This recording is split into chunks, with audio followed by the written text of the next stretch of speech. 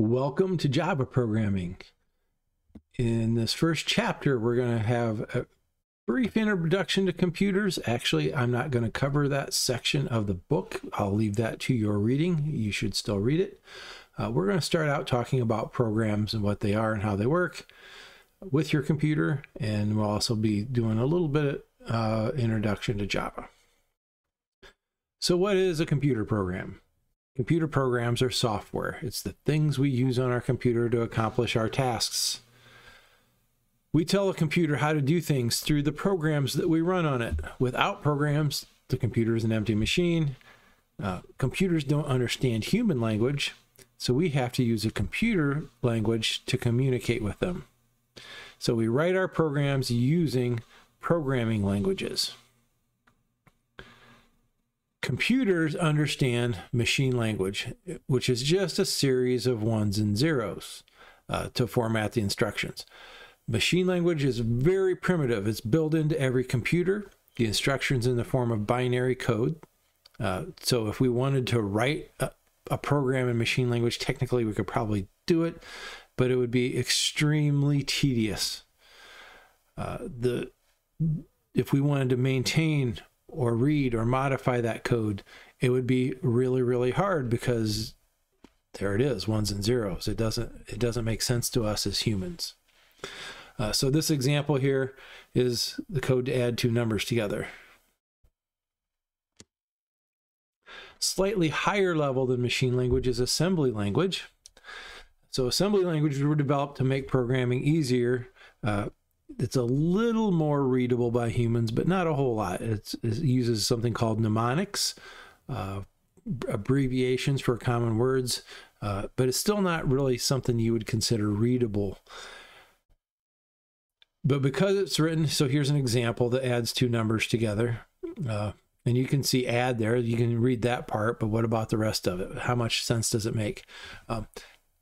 Assembly language is not too hard to do very simple tasks like adding two numbers together, but getting more complicated than that gets pretty tough to write a good assembly language program. So what happens with assembly language is we have this source file that has this code that looks like this: add F3, R1, R2, R3. That code gets ran through something called an assembler, which translates it to machine code, because machine code is the only thing that the computer can run. So that's assembly language, a very low-level language that gets assembled to machine code. Most programming languages are high-level languages. The things we're going to learn are high-level language programs. High-level languages are very English-like. They're easier to learn and program than assembly language or machine language. So down here is an example of a high-level language statement, calculating the area of a circle with a radius of 5. So 5 squared, so that's 5 times pi. Okay. We can read that. We can see that that number is going to be computed and assigned to this variable called area. Much more logical for us, much easier to read. Some of the popular high-level languages that are out there, some of these are historic languages. They aren't used very much anymore. Some of these are current languages. So Ada is a language that was named after Ada Lovelace. She worked on mechanical computers back when computers were first being invented. Developed by the Department of Defense, used mainly in defense projects.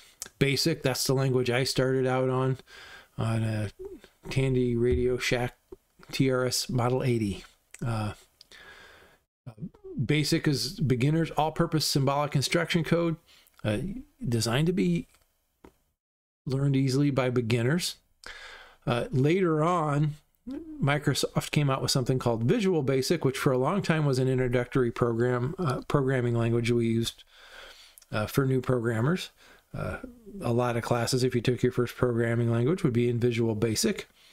But it also has tools built in for developing graphical user interfaces for Windows. So Microsoft is kind of an extension. It was BASIC with a bunch of other things added into it, and much easier to use than old BASIC because it had a graphical user interface. C is a very powerful language. It's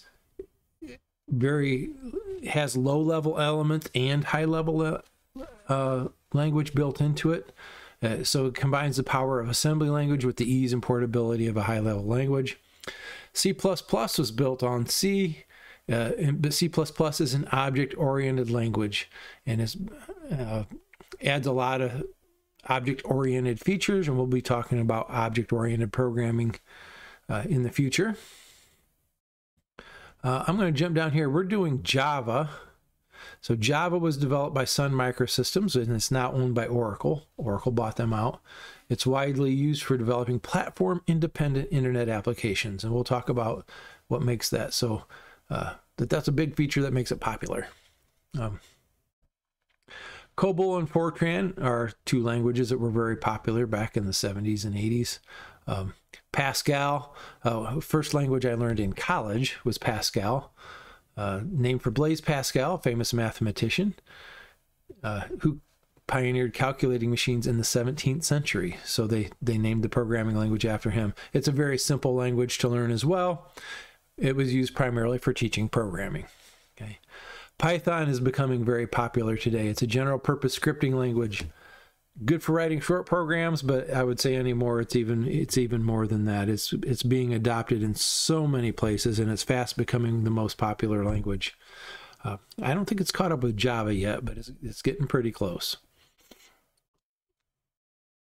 All right, that's it for this video. In the next video, we're going to talk about interpreting and compiling source code, that process that takes us from the high-level language to the low-level language, to machine code.